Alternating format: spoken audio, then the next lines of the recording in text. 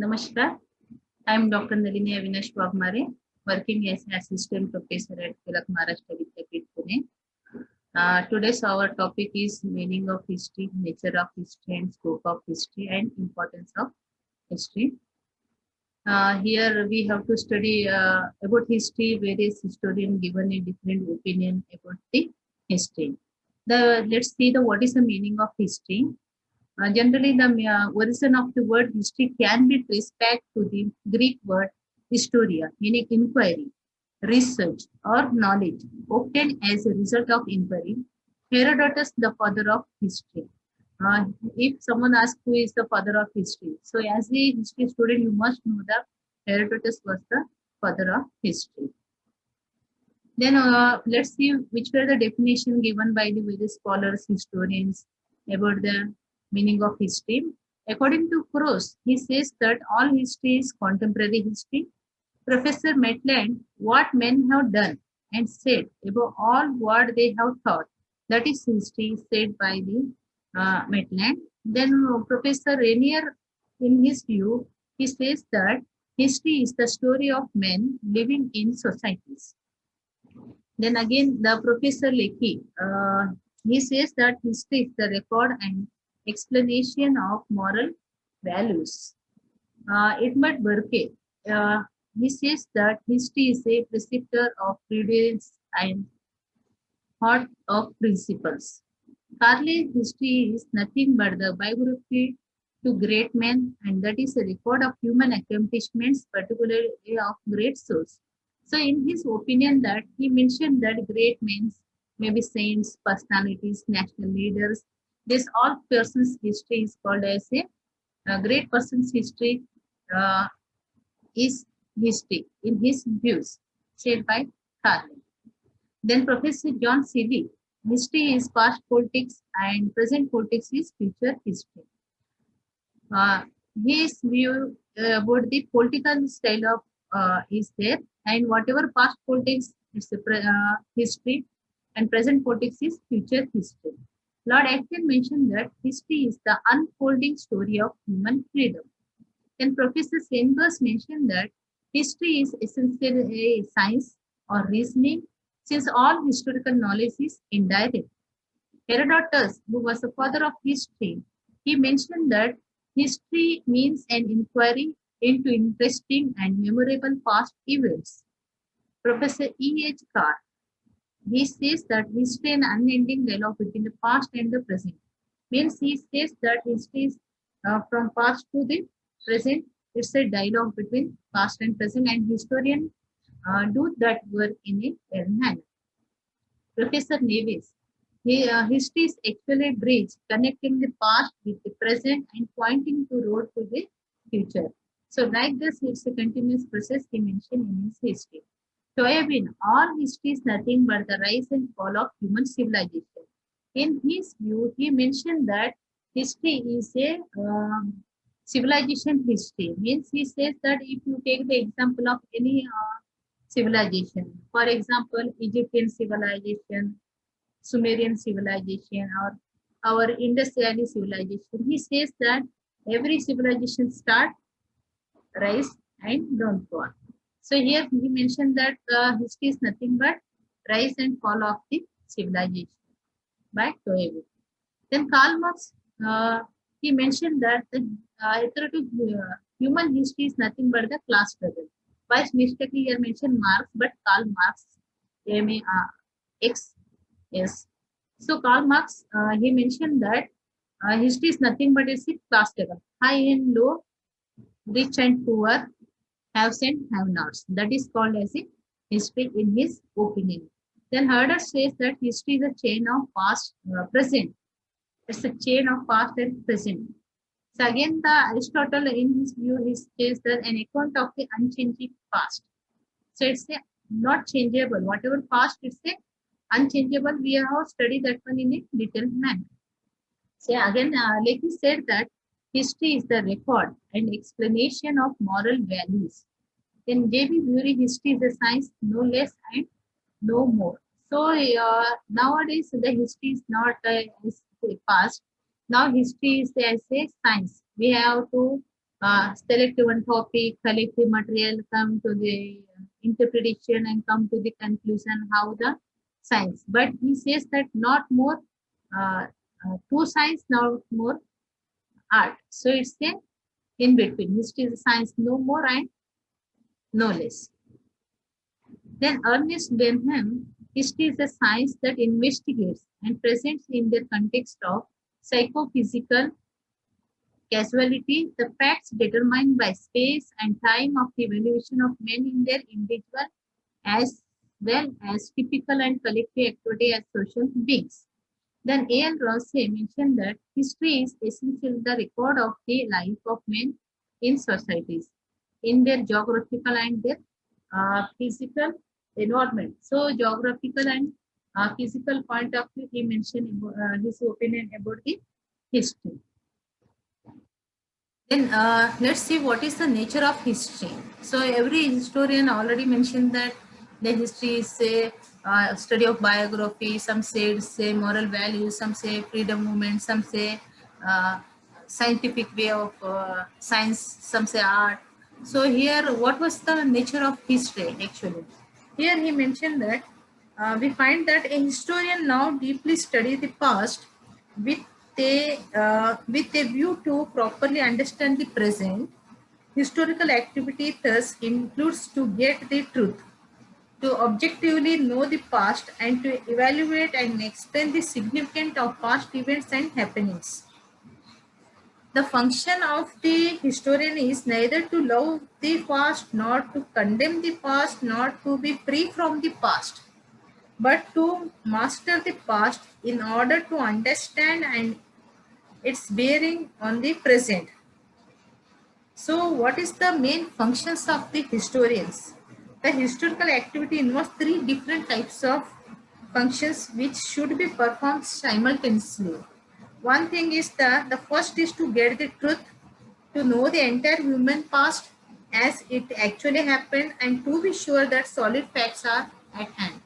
Second truth, the second job of historian is to interpret the facts, to access, to evaluate, and to explain their significance. Then the third task is to present the ideas in a clear and attractive manner. These three functions make the historians a scientist to gather facts, a philosopher to interpret them, and to a literature to express them. So this type of things we find in history. Now we study the uh, history nature. First of all, history repeats itself, and also that history never repeats itself. But some say it is repeat, some say it's not repeat. So some say it's partially repeat. It is the one nature of history. Some say all history is contemporary history, and some say history is unending dialogue between the past and the present. Then some say desirability of value judgment by the historians. Some say history is a liner from past to present, like lining. Then some say no, history is a cycle one: birth, growth, downfall. So it's a circle one. Some say it's a linear one. So these are there in history to be colored by the current ideas of country or age. Yes, any historian, any nation's history we are studying, they have mentioned their own ideas. They write history according to their culture, country, and people. So roots of historical phenomena also we find in history. Then name here one of the persons he mentioned that the nature of history is has beautifully summed up the nature of history. He says the function of the historian is akin to that of the painter and not that of a photographic camera, just click and finish it. But in painter to discover and set forth, to single out and stretch that which is of the nature of the thing and not reproduce discriminately all that meets the eye. What matters in history is the great outline and the significant detail. What must be avoided is the deadly morals of irrelevant narrative. History is therefore necessarily subjective and individual.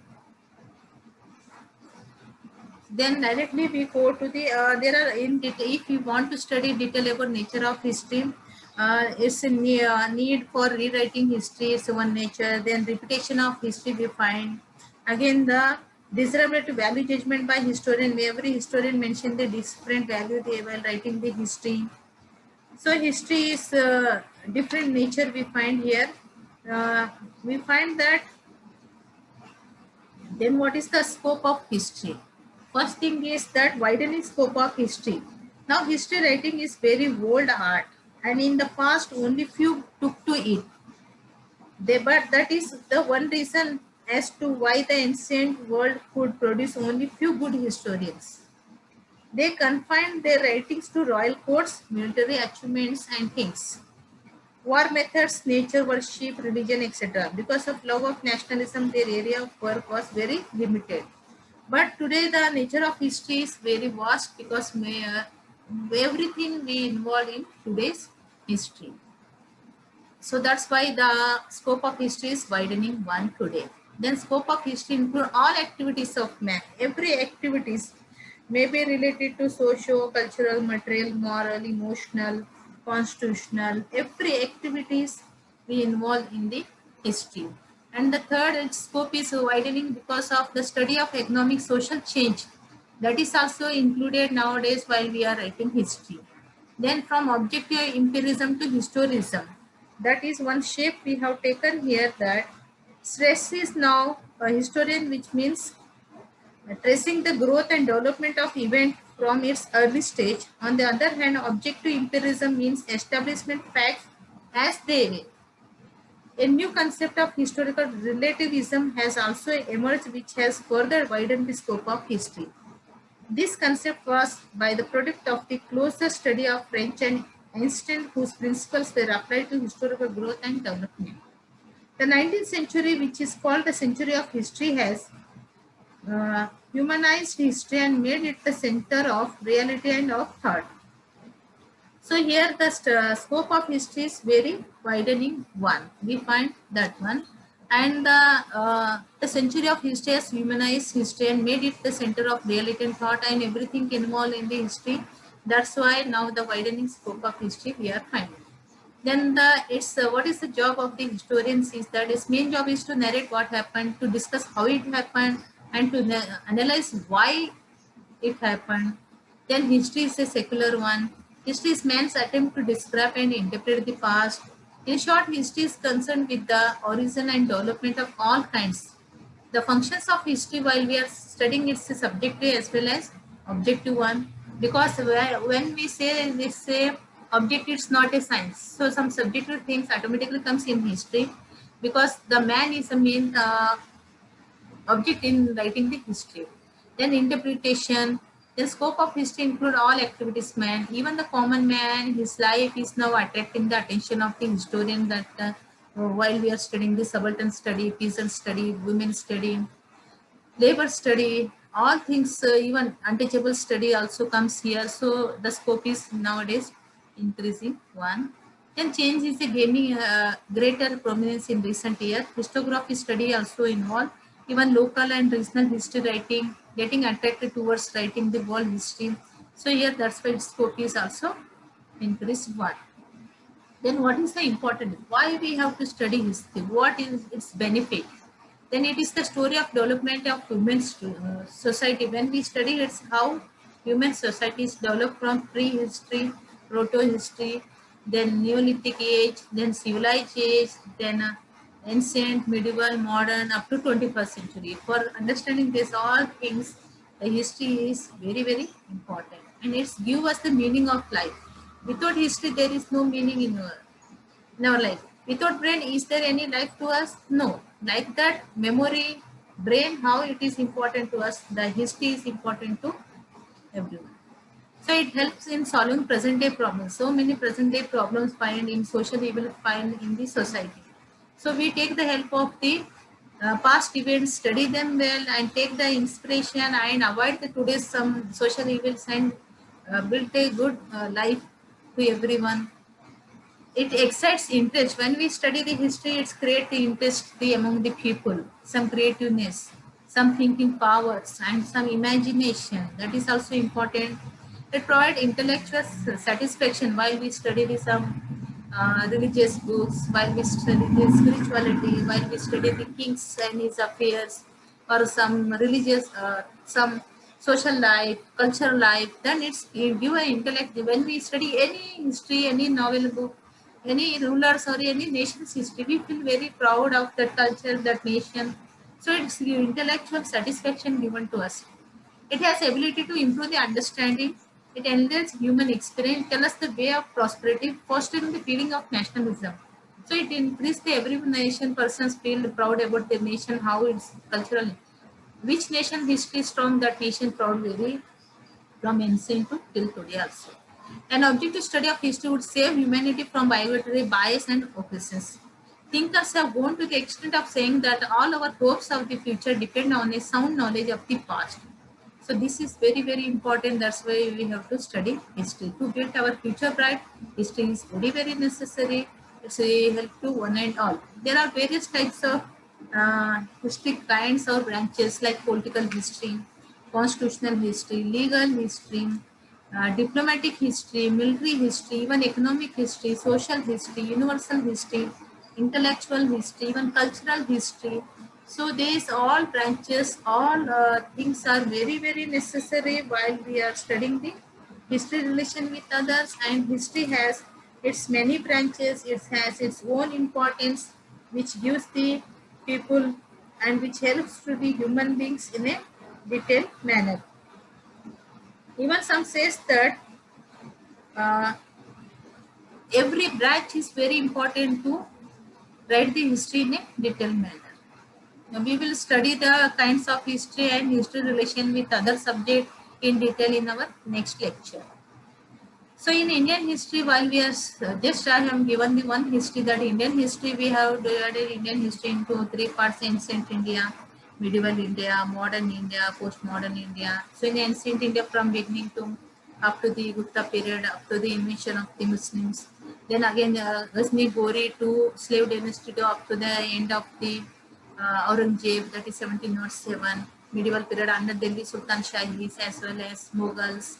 Even in between comes the Maratha history, Shivaji period, Chhatrapati Shivaji Maharaj period, then Peshwa period. Then again, in modern India, we have to study since the 1857 revolution to the even Plassey War to up to the independence. So like this Indian history, we have to study. Then after postmodern or after independence, Indian history also there after 1947 to up to 1991.